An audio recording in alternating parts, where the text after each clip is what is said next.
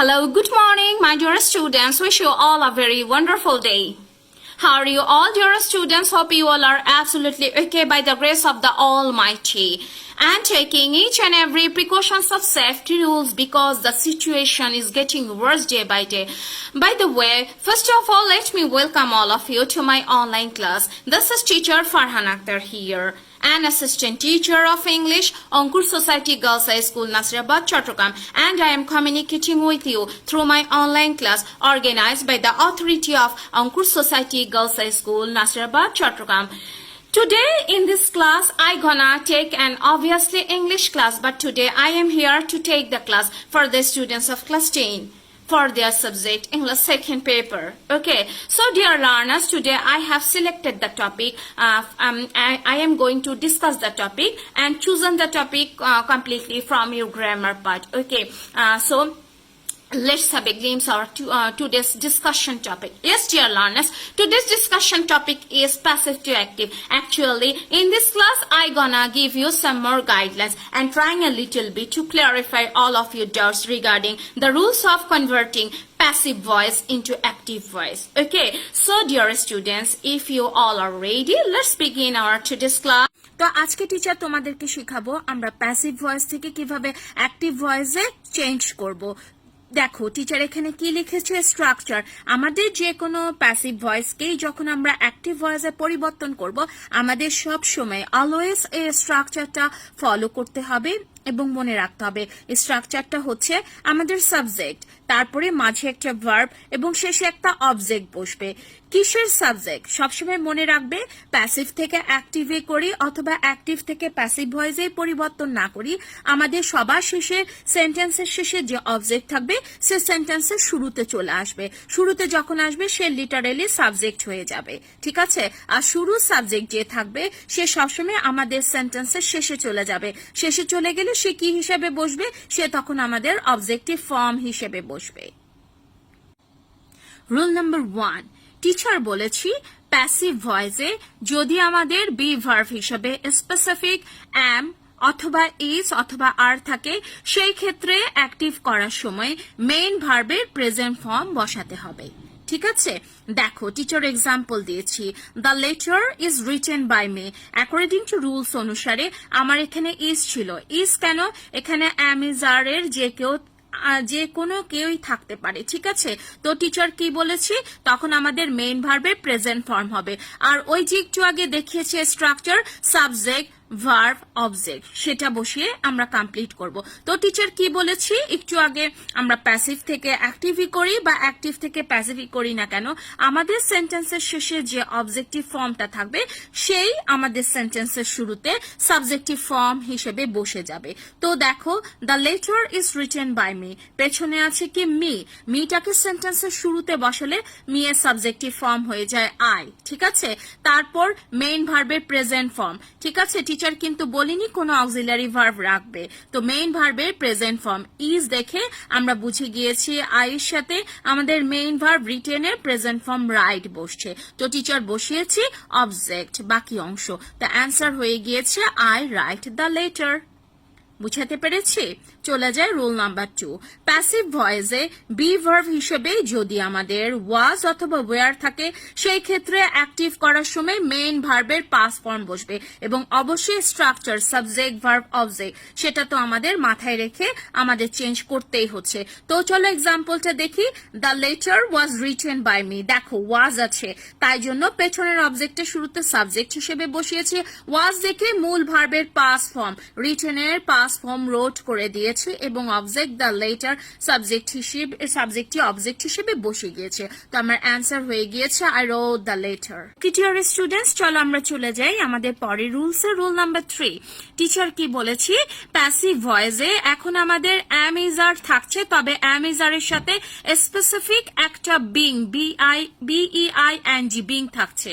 সেই ক্ষেত্রে অ্যাক্টিভ করার সময় আমরা সাবজেক্ট অনুসারে am is are বসাচ্ছি এবং মেইন ভার্বের প্রেজেন্ট ফর্মের সাথে আমাদেরকে একটা ing যোগ করে অ্যাক্টিভ করতে হচ্ছে দেখো the letter is being written by me এখানে is being specific আছে ঠিক আছে তাই জন্য পেছনের অবজেক্টটি সেন্টেন্সের শুরুতে সাবজেক্ট হিসেবে বসেছে আমরা সাবজেক্ট অনুসারে am is are এর যে আমাদের appropriate তাকে বসিয়েছি মূল ভার্বের প্রেজেন্ট ফর্মের সাথে ing যোগ করেছি বাকি অংশ তো আমার অ্যান্সার হয়ে গিয়েছে I am writing the letter বুঝাতে পেরেছি move on our next rule number 4 passive ভয়েসে এখন আমাদের থাকবে ওয়াজ অথবা ওয়্যার এবং তাদের সাথে স্পেসিফিক আবার BEING বিং থাকছে সেই ক্ষেত্রে অ্যাক্টিভ করার সময় তোমার সাবজেক্টের পরে অ্যাপ্রোপ্রিয়েট সাবজেক্ট অনুসারে ওয়াজ অথবা ওয়্যার কে বসাতে হচ্ছে এবং এগেইন মেইন ভার্বের প্রেজেন্ট ফর্মের সাথে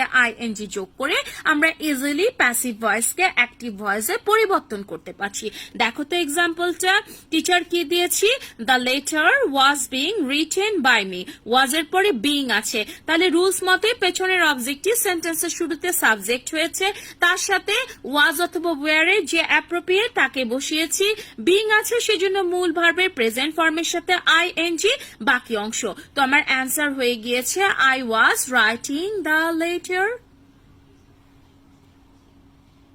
5 এবার টিচার কি বলেছি আমাদের প্যাসিভ ভয়েসে স্পেসিফিক হ্যাভ অথবা হ্যাজ যে দুজনে যে কোনো একজন থাকতে পারে এবং তাদের সাথে স্পেসিফিক BEEN বিন থাকছে সেই ক্ষেত্রে অ্যাক্টিভ করার সময় আমাদেরকে হ্যাভ অথবা হ্যাজ অ্যাকর্ডিং টু সাবজেক্ট অনুসারে বসাতে হচ্ছে এবং মেইন ভার্বের V3 ফর্ম দ্যাট মিন্স ভার্বের পাস্ট পার্টিসিপল ফর্ম যোগে আমাদের অ্যাক্টিভ করতে হচ্ছে দেখো তো এক্সাম্পলটা টিচার কি দিয়েছি the letter has been written by me has been specific আছে তাই জন্য রুলস মতে এগেইন পেছনের অবজেক্টটি সেন্টেন্সের শুরুতে সাবজেক্ট হিসেবে বসেছে যেহেতু হ্যাজ বিন ছিল সেই অনুসারে সাবজেক্ট অনুসারে আমি হ্যাভ অথবা হ্যাজ বসাবো হ্যাঁ আমি আই এর সাথে হ্যাভ বসে সেজন্য হ্যাভ বসিয়েছি দেখো তো মূল ভার্বের V3 রিটেন বসিয়েছি বাকি অংশ তো টিচারের অ্যান্সার হয়ে গেল I have written the letter ঠিক আছে রুল নাম্বার 6 প্যাসিভ ভয়েসে এখন এরকম হ্যাড প্লাস স্পেসিফিক বিন থাকবে সেই ক্ষেত্রে অ্যাক্টিভ করার সময় তোমাদেরকে হ্যাড এবং মেইন ভার্বের V3 that means past participle form বসিয়ে অ্যাক্টিভে পরিবর্তন করতে হচ্ছে দেখো প্যাসিভের এক্সাম্পলে লিখেছি the letter had been written by me structure এবং রুলস ওয়াইজ করে আমার অ্যান্সার হয়ে গিয়েছে I had written the letter Okay, move on our next rules. Rule number 7.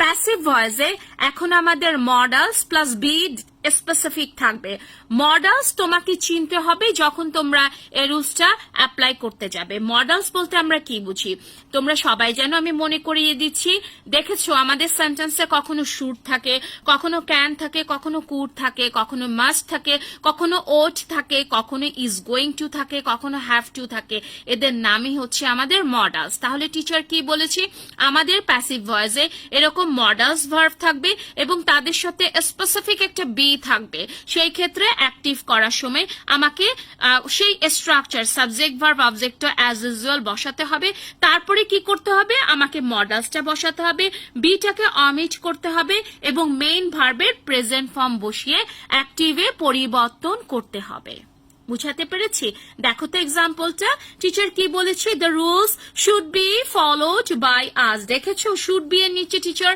Underline করে দিয়েছি শুডটা হচ্ছে কি আমাদের মডেলস তার সাথে বি আছে তো অ্যাকর্ডিং টু রুলস অনুসারে টিচার কি বলেছে পেছনের অবজেক্টটা সেন্টেন্সের শুরুতে সাবজেক্ট হিসেবে বসবে অ্যাজ ইউজুয়াল মডেলস আমার প্রশ্নে যা থাকবে তা বসাতেই হবে বিটাকে উঠিয়ে দিতে হবে মূল ভার্বের প্রেজেন্ট ফর্ম বসাতে হবে দেখো তো আমার অ্যান্সার হয়ে গিয়েছে we should follow the rules কিভাবে বাই ছিল উঠিয়ে দিয়েছি আস্টার সাবজেক্টিভ ফর্ম উই বসিয়েছি প্রশ্নে ছিল শুড বি টিচার শুড বসিয়েছি বিটাকে রুলস অনুসারে উঠিয়ে দিয়েছি ফলোড এর প্রেজেন্ট ফর্ম ফলো হয়েছে বাকি অংশ অপরিবর্তিত তো আমার অ্যান্সার হয়ে গেল we should follow the rules বুঝাতে পেরেছি রুল নাম্বার 8, একটু ভালো করে খেয়াল করো, এই রুলসটা অনেকটা ট্রিকি।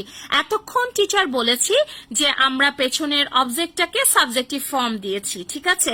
এখন টিচার কি বললাম, প্যাসিভ ভয়েস হবে তবে উইদাউট এনি অবজেক্ট। তোমাকে প্যাসিভ ভয়েস থেকে অ্যাক্টিভ করতে বলবে, কিন্তু তোমার যে বাইরের পরে অবজেক্টিভ ফর্মটাকে তুমি চেঞ্জ করে সাবজেক্ট করছো সে অবজেক্টটা থাকবে না, ঠিক আছে?